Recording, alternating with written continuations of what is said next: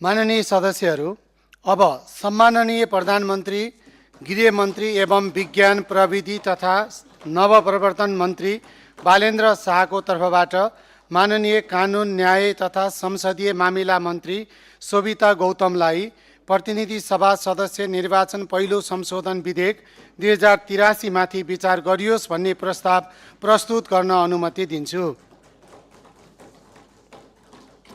मान्य मन्त्रीजी एकैछिन पख्नुस्। विपक्षी बेन्चका मान्य सदस्यहरू उठ्नु भएको छ, के का लागि उठ्नुभयो?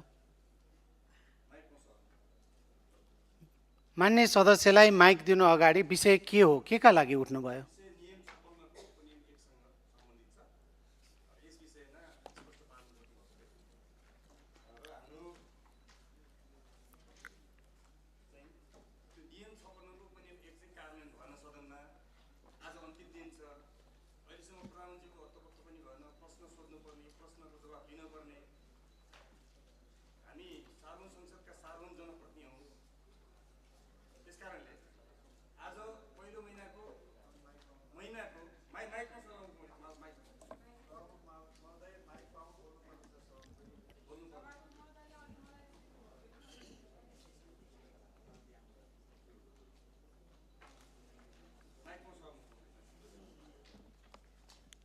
यसमा नियमापत्ति गर्नुपर्ने के छ मान्य सदस्य?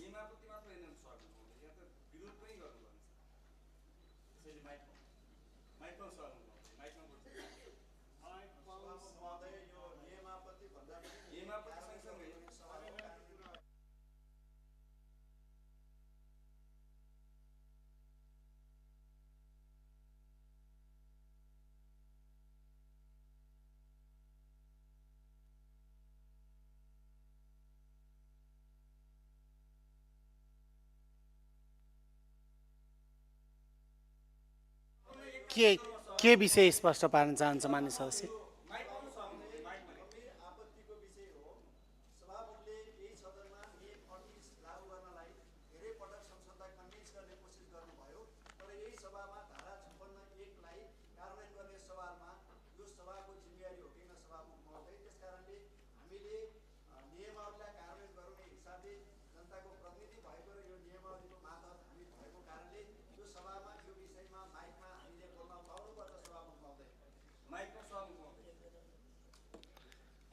मान्य सदस्य ऐन महरलाई 1 मिनट समय दिन्छु। 1 मिनटमा आफ्नो कुरा राख्नुहोस्।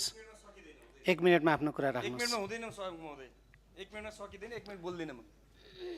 1 मिनट बोल्न सकिँदैन। मान्य सदस्य आर्यन लाईलाई समय दिन्छु। 1 मिनटमा आफ्नो कुरा राख्नुहोस्। 1 मिनटमा सकिँदैन सभामुख महोदय। 1 मिनटमा सकिन्न सभामुख महोदय। कम्तीमा 3 मिनेट त पाउनु। यसमा समय नि। मान्य सदस्य युवराज दुलाललाई समय दिन्छु। 1 मिनटमा आफ्नो कुरा राख्नुहोस्।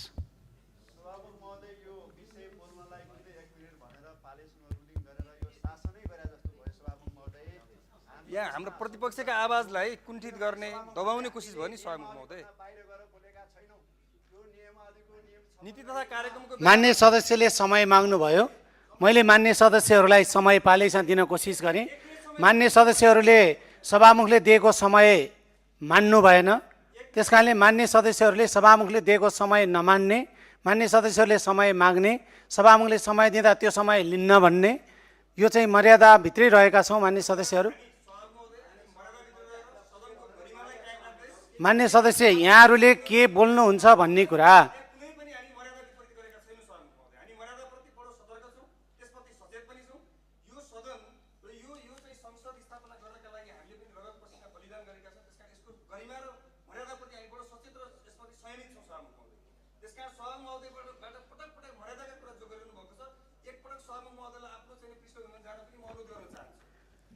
मान्य सदस्यलाई मैले समय नि दिएको छैन, माइक पनि दिएको छैन। मान्य सदस्य एकहोरो बोलिरहनु भएको छ। यो चाहिँ मर्यादामै छ मान्य सदस्य। मान्य सदस्य ऐन महरलाई, मान्य सदस्य ऐन महरलाई म समय दिन चाहन्छु। मान्य सदस्य ऐन महरले कति घण्टा समय माग्नुहुन्छ?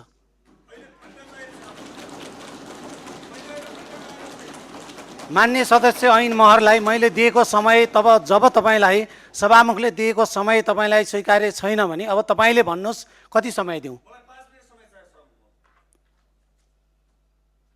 अब सबै मान्य सदस्यहरूले सभा हलबाट मागेको अनुसार समय दिएर सभा चल्छ मान्य सदस्य। त्यो सभामुखजीले जान्ने कुरा हो। अहिलेको विषयअनुसार मलाई 5 मिनट समय चाहियो। धन्यवाद। मान्य सदस्यले कुरा बुझिदिनु भयो। सभामुखले जान्ने कुरा हो। सभामुखले 1 मिनट समय दिएको छ, बोल्नुहोस्।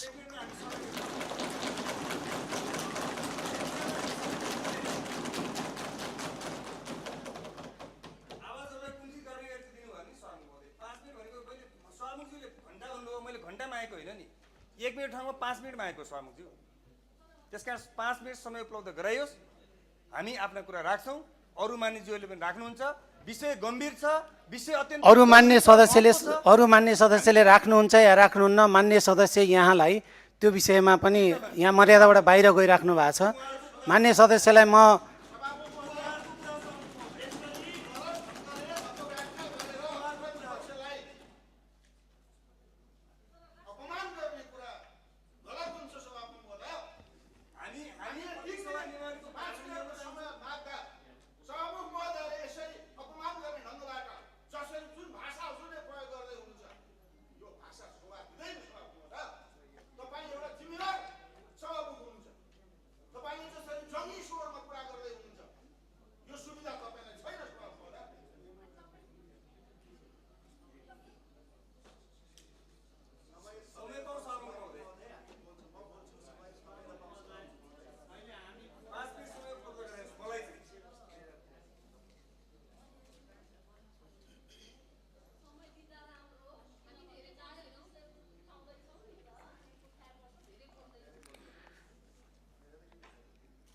मान्य सदस्यहरू, मान्य सदस्य ऐनबहादुर महरलाई म 3 मिनट समय दिन्छु।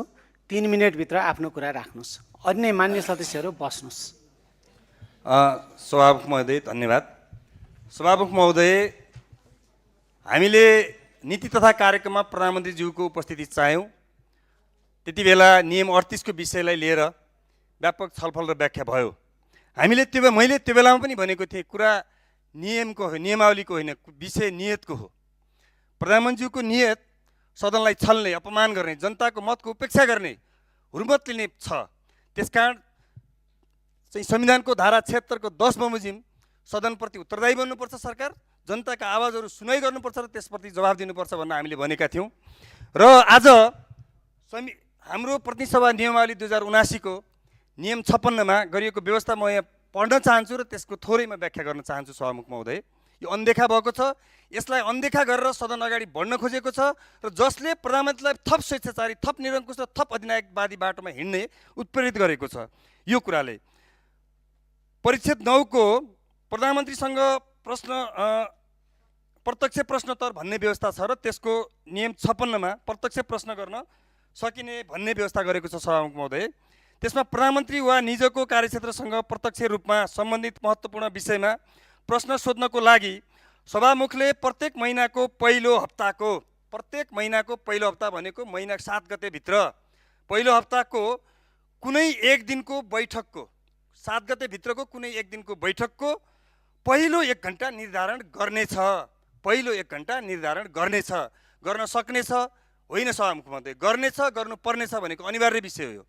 त्यसैले आज जेठ महिनाको 7 गते भइसक्यो, शून्य समय पनि सक्यो, आकस्मिक समय पनि सक्यो, विशेष समय पनि सक्यो, प्रधानमन्त्रीज्यूको अत्तोपत्तो भएन।